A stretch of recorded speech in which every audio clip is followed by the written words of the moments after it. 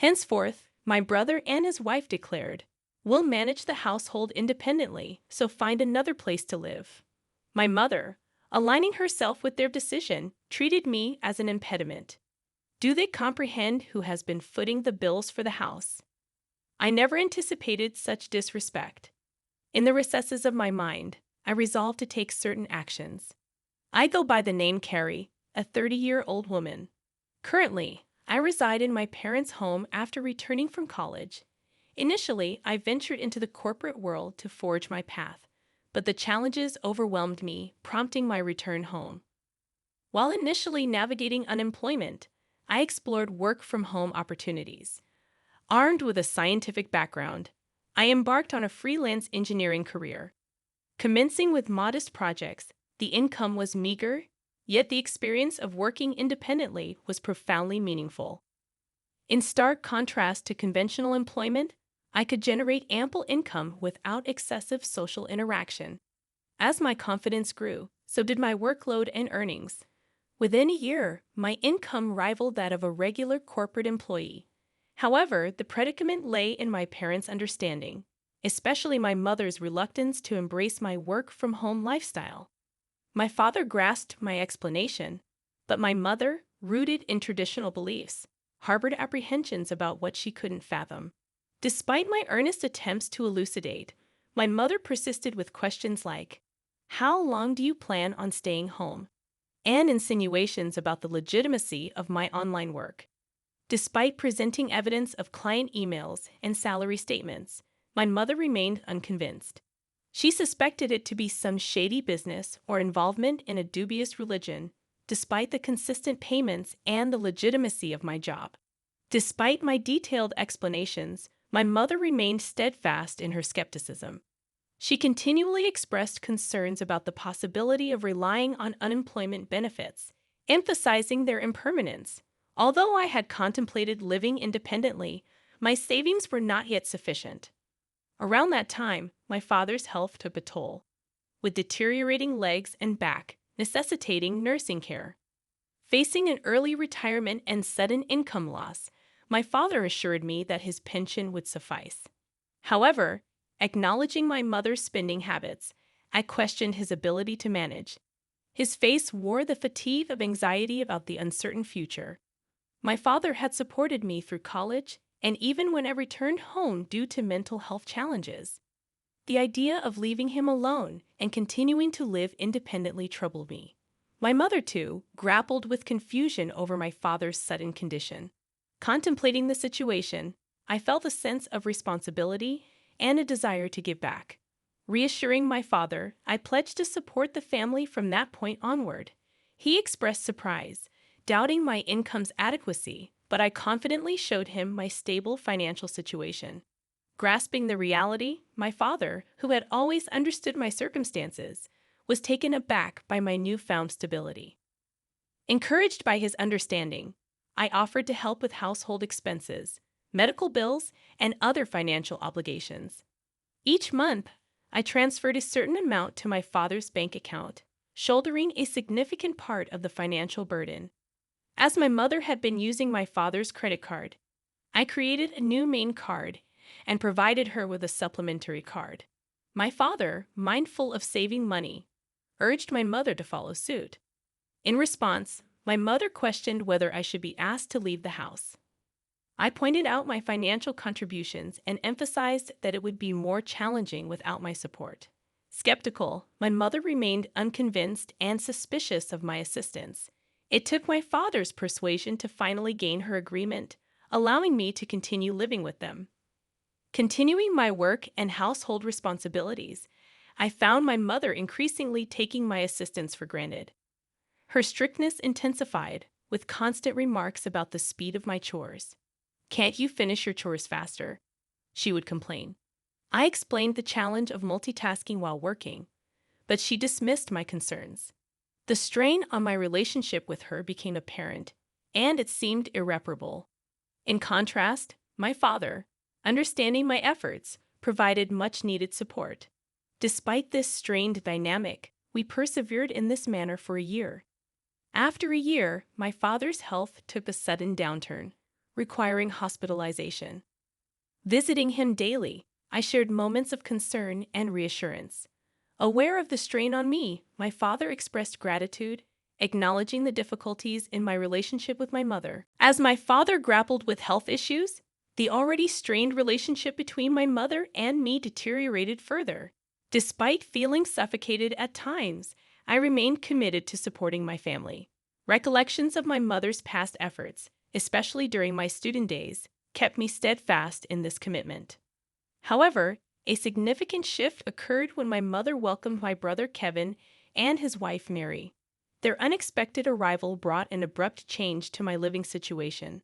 My brother explained their decision, stating they would be living in the house from now on to ease the burden on me.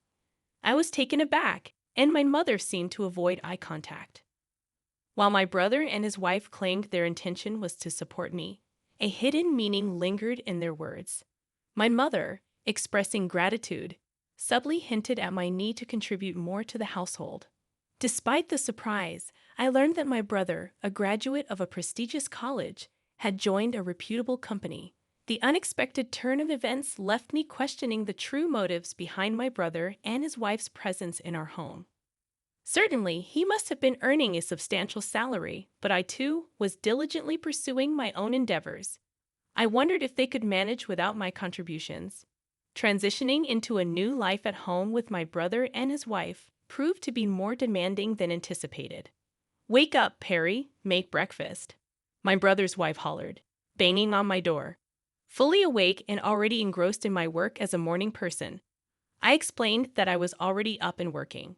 Despite my work commitments, they insisted that I prepare breakfast. "Get on with it and get breakfast ready," she demanded.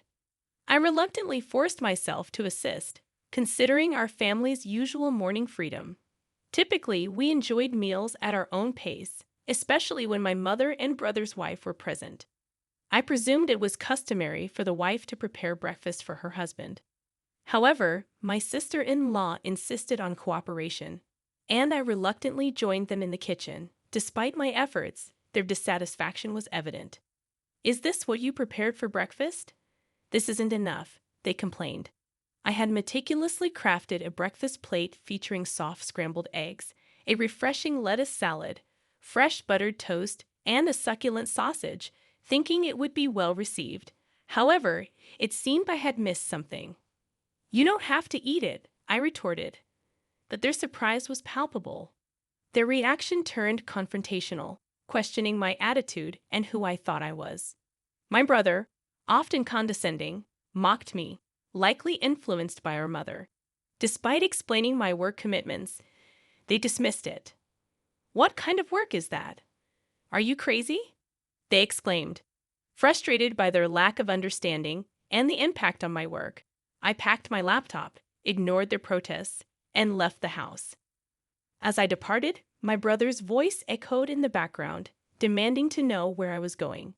Ignoring the question, I proceeded to my father's hospital room. As I hurried into my father's hospital room, his surprised gaze met mine. "Carrie, what's wrong?" "You seem flustered," he observed. I recounted the recent incident, and my father, wearing a surprised expression, responded, "I didn't know they were. I'm sorry, Carrie. Don't worry about it. You can choose your own way of life." Feeling lost, I expressed concern that my mother might feel more comfortable if my brother Kevin were at home.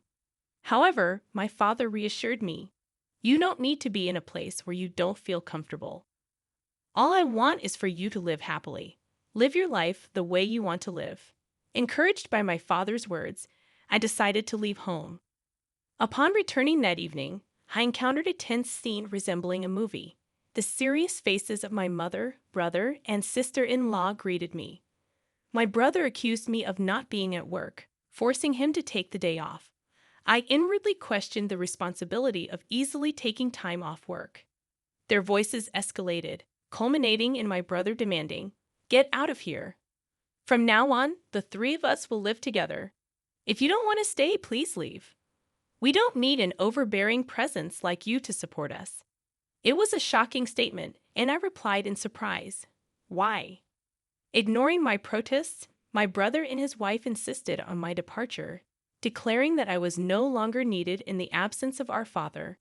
My mother, aligning with their sentiments, regarded me as a hindrance. The frustration intensified as they dismissed my involvement in the family's finances and prioritized their own concerns. Enraged by their insensitivity, I devised a plan. Initially, I transferred the money linked to the credit card my mother used daily to another account under my management. This subtle move aimed to surprise my mother when she could no longer access her credit card. I initiated a money transfer from my father's account, a crucial pillar supporting the family's financial stability. However, I ensured that only my father's medical expenses could be withdrawn from this separate account, unbeknownst to my mother. Consequently, a significant financial burden now rested on my brother and his wife. Though unaware of the intricate details of my brother's income, I was certain that he would feel the weight more than ever. After completing the necessary formalities, I gathered my belongings and declared my departure, saying, "I'm leaving this place." To my surprise, my mother, brother, and sister-in-law, who had been relentlessly harassing me, looked taken aback. Their astonishment revealed that they hadn't anticipated my decisive action, although, from the expressions on their faces, it seemed they were secretly enjoying the moment. As I announced my departure, they belittled me, expressing their relief. "You're finally leaving. We've never dealt with such a troublesome person. You're not coming back, are you?" In response, I asserted, "Of course not.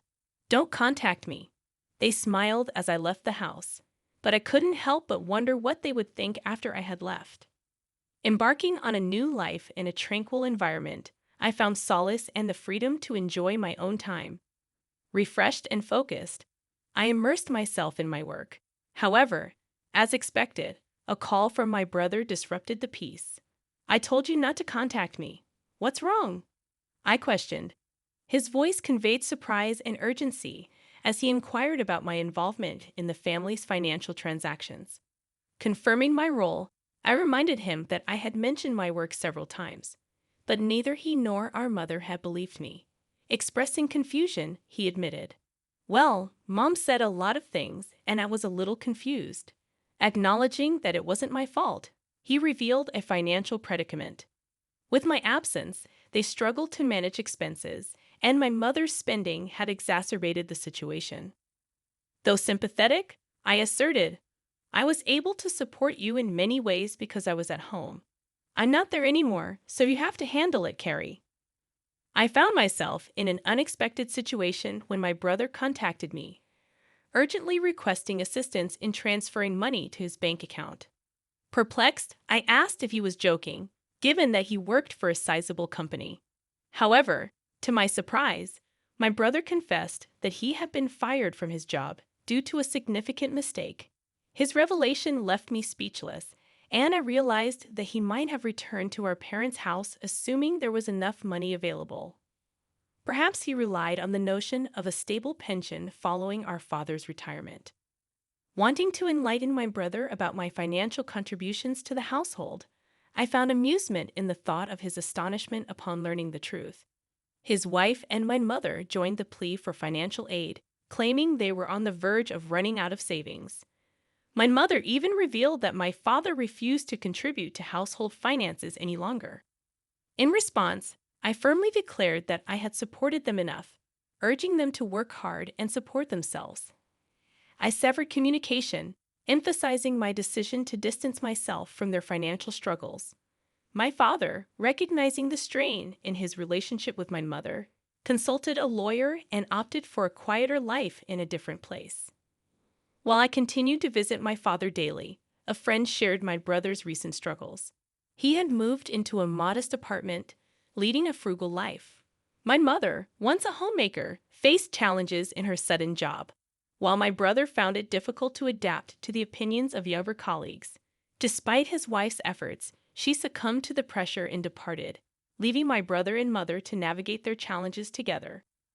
Concerns lingered for my mother, who maintained her habit of overspending, accumulating debts. However, I recognized my limitations in offering assistance. Focused on my own endeavors, I worked diligently in a comfortable living space, gradually accruing more resources. Contemplating new ventures, I aim to spend quality time with my cheerful father, appreciating every moment with him.